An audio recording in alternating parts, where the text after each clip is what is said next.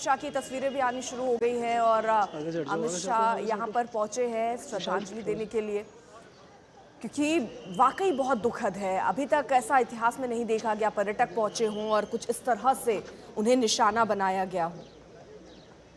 श्वेता जी, गृह मंत्री अमित शाह के भी मन में ये सारी चीजें जो सवालों के रूप में उन्होंने सुरक्षा एजेंसियों के सामने रखी हैं। अभी ये श्रद्धांजलि, चूंकि ये सिर्फ एक गृह मंत्री के तौर पर नहीं बल्कि पूरे देश की तरफ से वो श्रद्धांजलि अर्पित कर रहे हैं। ये एक ऐसा हमला हुआ है जहां पर दुनिया का हर बड़ा नेता, देश का हर सामान्य व्यक्ति सब अपनी श्रद्धांजलि अर्पित कर रहे हैं। किसी को ये समझ नहीं आ रहा है कि आखिर इस तरह का एक हमला हो कैसे सकता है, क्योंकि यह हमेशा से माना गया, अर्पिता जो आप भी बोल रही हैं, हमेशा से यह माना गया कि जिस चीज को लेकर आम लोगों को नुकसान होगा वैसी चीज नहीं होती थी। जो हार्वेस्टिंग सीजन, जब सेब यहां पर तोड़े जाते थे तो पत्थरबाजी रुक जाया करती थी। जब यहां पर किसी भी जो टूरिस्ट लोकेशंस हैं वहां पर सुरक्षा कर्मियों की कम मौजूदगी का सबसे बड़ा कारण ही यही रहता है कि कोई ये सोच ही नहीं सकता है कि उन पर्यटकों को निशाना बनाया जाएगा। पत्थरबाजी के दौरान एक बार एक पर्यटक के सर पर पत्थर लग गया था जिससे जान चली गई थी। यहाँ के स्थानीय नेता जो कि बड़ी बड़ी बातें और अलगाववाद की बातें किया करते थे, वो सब माफी मांगने के लिए सामने आए थे। उन सब ने ये बात कही थी। किसी ने सोचा नहीं था कि इतने बड़े पैमाने पर इतनी बड़ी संख्या में पर्यटकों के ऊपर गोलियां इस तरीके से चला दी जाएंगी, नाम पूछ पूछ कर, मजहब पूछ पूछ कर उन सब की हत्या यहाँ की जाएगी। इसे आतंकवाद कहें या खुलेआम दिन दहाड़े हत्या कहें, ये जिस तरह का कायराना रूप आतंकवाद का दिखा है वो वाकई पूरी दुनिया को सकते में डाल रहा है।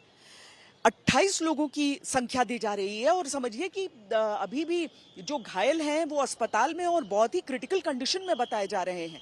यहाँ पर चूंकि वो सारी व्यवस्था रहती है, लेकिन कुछ तो अनंतनाग के में फौरन ले जाए गए थे और उसके बाद यहाँ पर जो हम आज तस्वीरें आपको दिखा रहे हैं, अभी गृह मंत्री तो भीतर हैं, अभी जो पुष्प अर्पित किए जाएंगे, जो जितने भी लोग हताहत हुए हैं इस आतंकी हमले में, लेकिन वो एक प्रण के साथ कि इस मामले के साथ ही अब आतंकवाद को भी दफन हो जाना है, आतंकवाद को भी खत्म हो जाना है, आतंकवाद का खात्मा हो जाना है। इतने सालों से जब से धारा 370 को यहाँ पर हटाया गया, एक ग्राफ दिखा जहाँ पर आतंकी हमलों में कमी दिखी। सुरक्षा बलों को पहले निशाना बनाया करते थे, सुरक्षा बलों ने अपने नियम, अपनी विधियों में बहुत परिवर्तन किया। जिस तरीके से उनके काफिले आया करते थे उन सब में बदलाव किया। जो पेरीमीटर को लेकर सुरक्षा की बात होती थी वहां पर बदलाव हुआ। वो फ्रस्ट्रेशन जो है आतंकियों का, ये आम लोगों के ऊपर दिख रहा है। जिस तरह का हमला उन्होंने किया है, ये भी करके कि आप देखिए कि एक पुरुष की हत्या की जाती है, उसकी पत्नी को छोड़ दिया जाता है कि ये संदेश लेकर तुम जाओ कि आखिर हमने इस वारदात को अंजाम कैसे दिया है। ये बहुत बड़ा संदेश देने की कोशिश की गई है, हिमाकत की गई है इन आतंकियों की तरफ से, और उसका जवाब जरूरी है। एक आम कश्मीरी नहीं चाहता है कि यहाँ पर इस तरह की हिंसा हो। एक आम कश्मीरी नहीं चाहता है कि जो पर्यटक आ रहे हैं उनके लिए वो भी एक देवता के तौर पर उस मेहमान को देख रहे हैं और सब हतप्रभ हैं जो कुछ हो गया है उसे लेकर।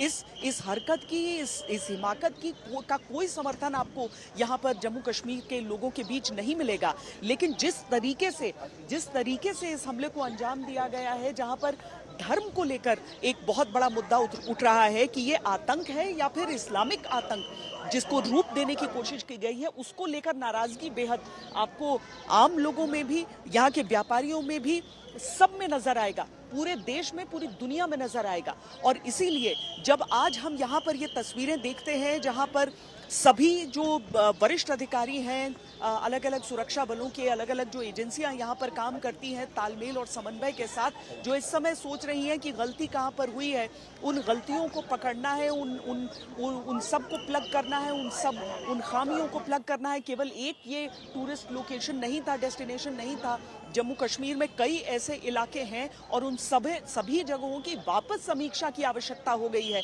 क्योंकि जब गृह मंत्रालय के वरिष्ठ अधिकारी, जब गृह मंत्री स्वयं, जब जो सुरक्षा बल हैं उनके जो प्रमुख हैं वो सब यहाँ पर बैठते हैं, तो उन्हें मालूम है कि जो एक सैन्य परंपरा भी होती है जहाँ पर आपको अगर एक नुकसान होता है तो आपको उसी समय दोबारा उठ खड़ा होना होता है, क्योंकि आपको आगे बढ़ते रहना है।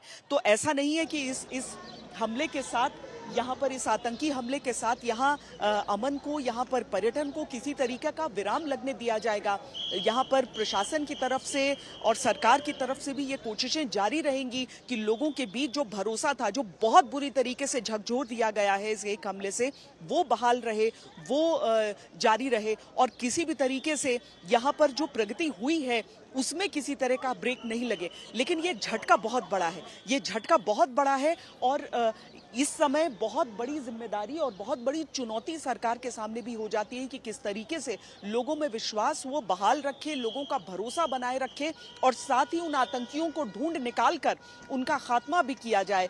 जब हम बात भी कर रहे हैं अर्पिता, आज सुबह जो पहली लाइट थी, जब रोशनी के साथ ही जैसे ही उजाला हुआ, चूंकि जंगलों में आमतौर पर ऑपरेशंस रात के समय में नहीं किए जाते हैं, खासकर जब सर्च ऑपरेशंस होते हैं, लेकिन सेना की मौजूदगी वहां नहीं थी। वहां पर राष्ट्रीय राइफल्स की टुकड़ियों को भेजा गया है। वहां पर सीआरपीएफ की वैली क्यू80 टीम जो है, जो कि एंटी टेरर ऑपरेशंस में स्पेशलाइज करती है, उसे श्रीनगर कल ही दोपहर रवाना कर दिया गया था। यहां से जम्मू कश्मीर पुलिस के अतिरिक्त बलों को यहां पर लगाया गया है, जो कि जी ठीक है श्वेता, आप रहिए जरा साथ।